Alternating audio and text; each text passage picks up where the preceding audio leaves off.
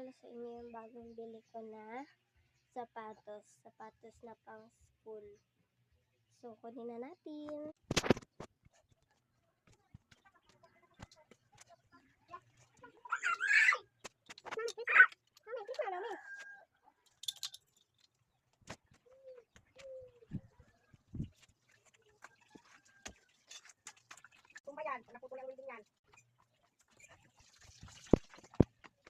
Ito na pala ako at yun siya guys. Ito yung binili ko na sapatos for school at may shiny siya guys. So, at maganda siya, malambot, hindi mabilis masira.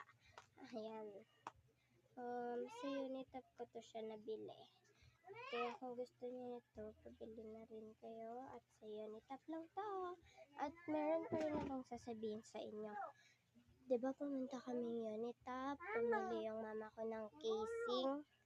At sabi ko, ma, gusto ko rin ng keychain, tsaka ng bracelet. Tapos sabi ni mama, wala nang pera na. Tapos sabi nung nagabenta, abi, kuha ka na lang dyan ng keychain mo, tapos ng bracelet. Ililibre ko na lang sa'yo yun. So, ito pala yung bracelet, shine din siya. At kukuhain ko na lang yung keychain ko. Kasi yung keychain ko na yun, nandun sa kwarto namin. At saka nakalagay na siya sa electric fan ko. So, kukunin ko muna. Tapos, ibabalik ko na rin tong sapatos ko. Let's go! Balik na natin ito. At kukunin ko na rin yung keychain. Kukunin na natin yung keychain. So, nandito na ako sa kwarto. At ito pala yung fan at keychain na binigay sa akin. So, yun lang. Pinakita ko na bumalik na tayo.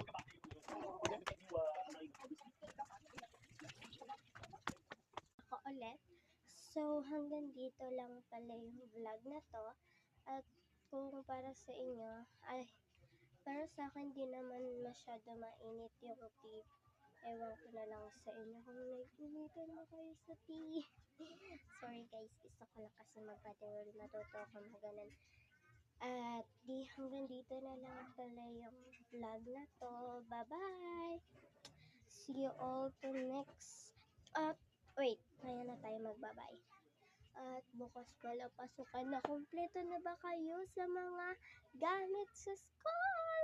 Ako kasi kompleto na. Bukas na lang ang school. So, hanggang dito na lang. Bye-bye, babush. Bye-bye, babush. See you tomorrow. Guys, uwi na ako.